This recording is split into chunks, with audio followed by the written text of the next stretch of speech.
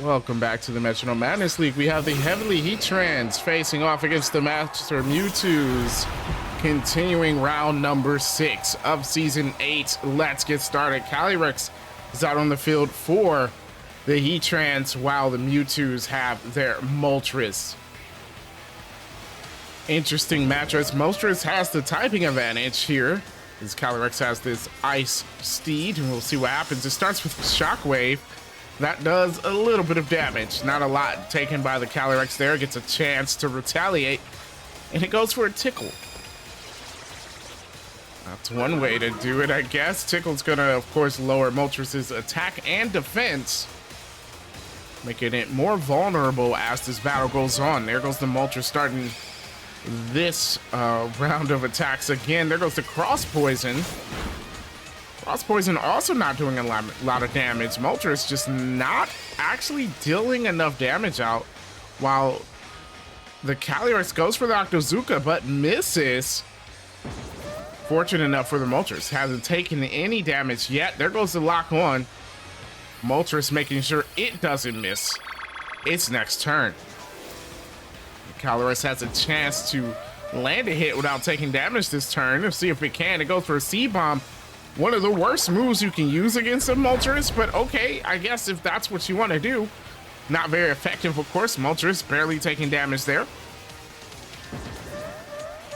And Moltres now on the attack, or not with the Morning Sun. Okay, not on the attack, but it's going to heal itself with Morning Sun. A little bit early for that.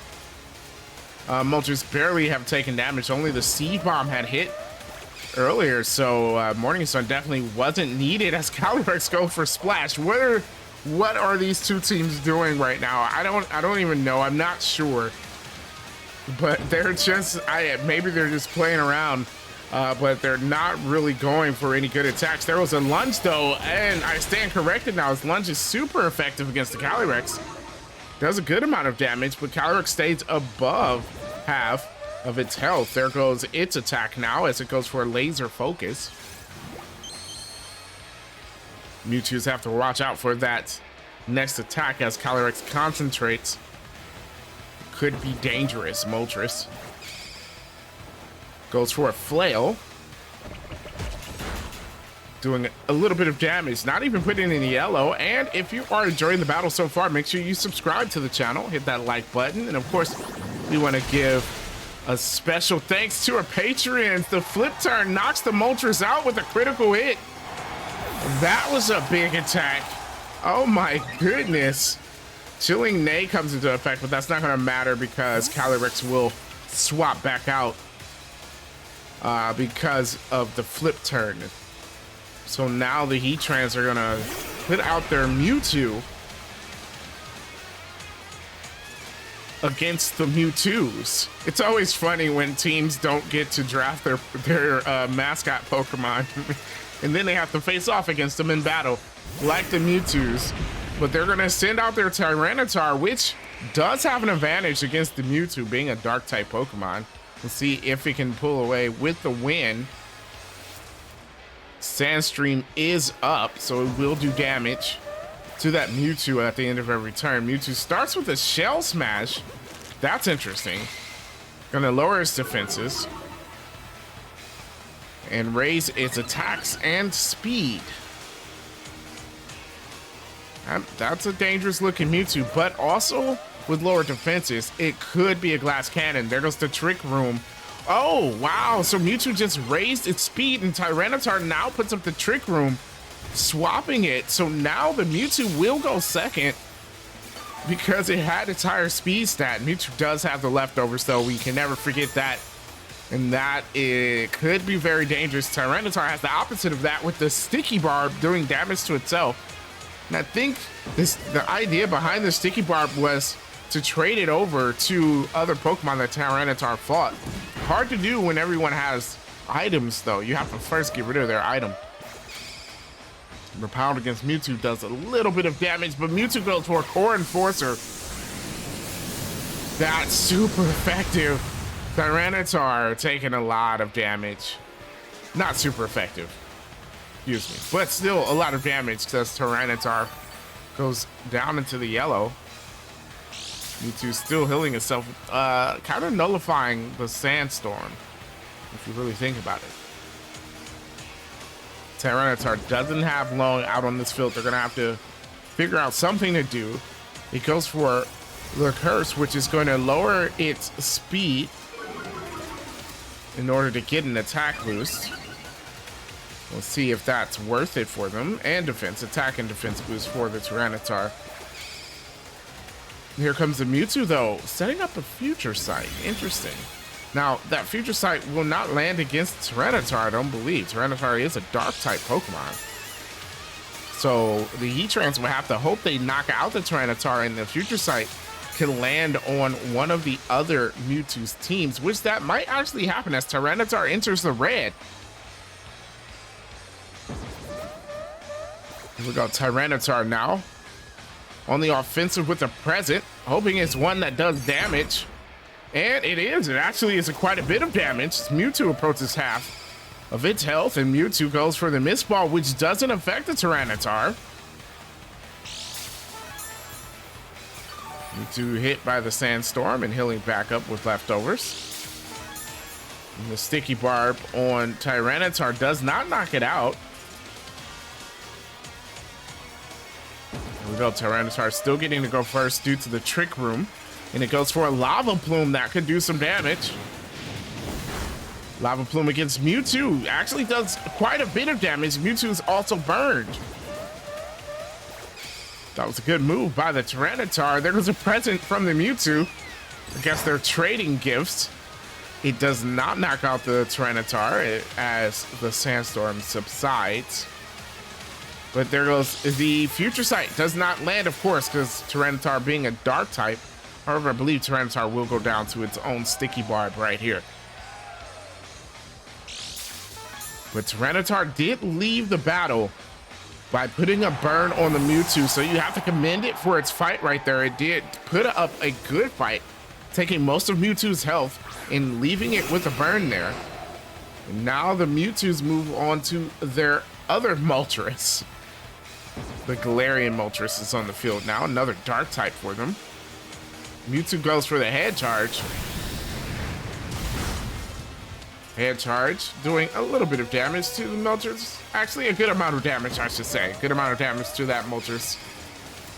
Mewtwo hit with the Recoil, and Moltres is just going to use this turn to set up as it raises its defenses with a Withdrawal. Not a bad idea. Mewtwo going to be hurt by that burn. Probably not going to knock it out, though, especially since it has the leftovers.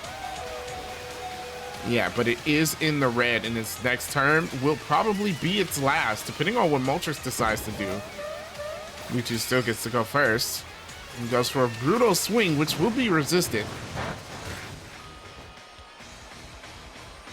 Not very effective against Moltres. There goes that Moltres with the Spore. Interesting.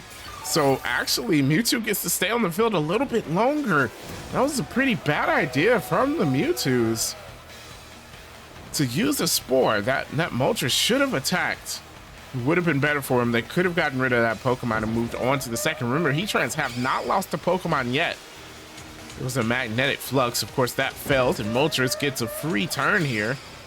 See if it can make up for the last. It goes for an attack at least with the Eerie Spell. It's going to do a bit of damage, and Mewtwo goes down. First Pokemon down on the Heatrans. Calyrex comes back out onto the field. Moltres has quite an uphill battle. We've seen a Pokemon do it before, so it's not impossible, and it can definitely get past this Calyrex if you focus on Stab Dark-type moves, especially. Here we go. Moltres does get to outspeed the Calyrex. It's going to go for an Aromatic Mist, which fails. A wasted turn. Rain Dance. Calyrex puts up the rain. That's going to power up any Water-type moves used by either of these Pokemon. Let's see if that actually happens for him.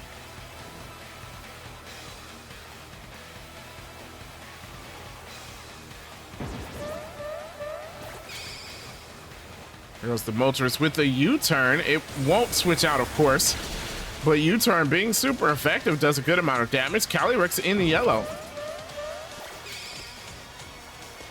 There goes the Leaf Tornado from Calyrex.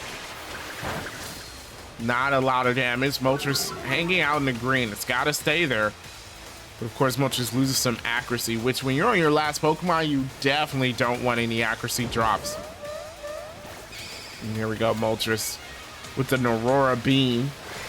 Ice moves being the one type of move you don't want to use against an Ice-type Pokemon, barely doing any damage. As an Arm Thrust comes out from Calyrex. Now that is neutral. Moltres being Dark Flying. It's gonna hit 3 times, 4 times. Will it hit 5?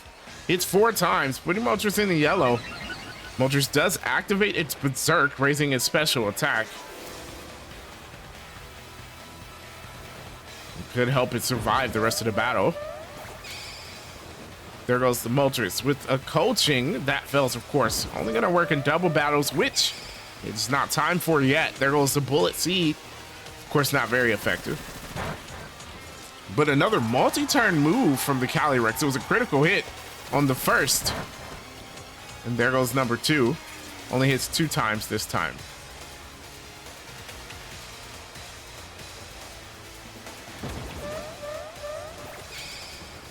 Moltres at it again, this time with the Wish. And that's not a bad idea. If Moltres can survive, it will get some health back, and it will need it. However, you have to start worrying about the amount of PP that Moltres has. Oh, Sheer Cold tries. Calyrex tried to just end the battle right there, but it didn't work out for it. You do see them try for those one-hit KO moves every once in a while. A flip turn. Oh, it misses. Remember that accuracy drop from the Leaf Tornado. Oh, but Calyrex goes for the Memento. Heatrans can afford to do this, so Calyrex will knock itself out. And it lowers Moltres' attack and special attack, making it much more difficult for Moltres to survive the rest of the battle, especially if Moltres ends up struggling, which it might just do it because it's been on the field for a while. Wishy-Washy comes out for the Heatrans.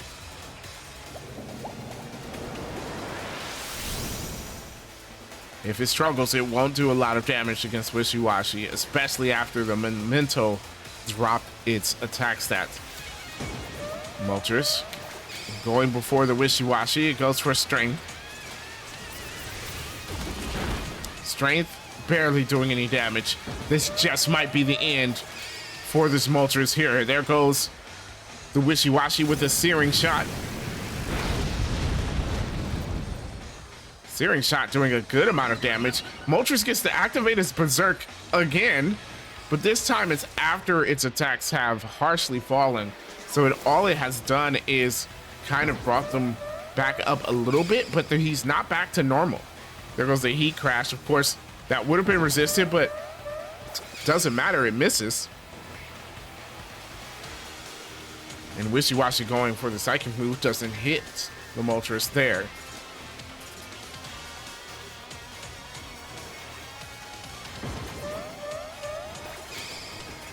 Here we go, Moltres now for the Mind Reader. Not sure what the purpose of that is. We'll see what happens. It takes aim at the Wishy-Washy. Wishy-Washy now going for the Shift Gear. I guess setting up. Yeah, 13 minutes into the battle. Let's set up. Well, let's go for that. And Wishy-Washy raises its speed. It may actually go first here. We'll see what happens. Not that it really needed to. It has the advantage. Moltres still goes first. So the speed boost did not help it out. Here comes the Surf. Another pretty bad move being used from the Mewtwo's here. Yeah, Surf barely doing anything to the Wishy-Washy, and another bit of PP wasted for them. Here we go, Bug Bite. That's neutral against Moltres, so not a bad move to use. Bug Bite actually doing a good amount of bad damage and gets rid of the Chesto Berry that Moltres is holding.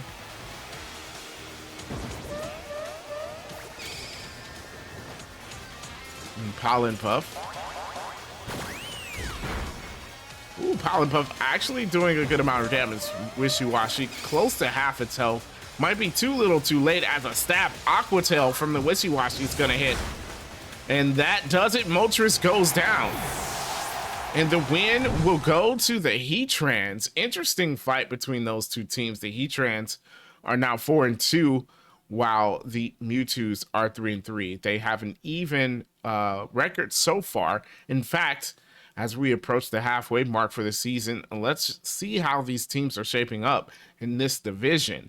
The Charming Charmeleons being first at 5-1, tied up with the Eevee Hearts, also 5-1. Then you have the Heavenly Heatrans 4-2. Then we have the BGs and Mewtwo's and Gengars all tied for 3-3. Making this division actually a pretty good one. Most teams don't have a losing record besides the last two, which is the Crazy Crocodiles and the Sin City Cyndaquils, who have both lost the majority of their matches. So interesting how the season has turned out so far. Remember, it is a 14-game season, so we're about to approach the halfway point, and we'll see who is going to make it to the playoffs. With that being said, thank you so much for watching, and I will catch you next time.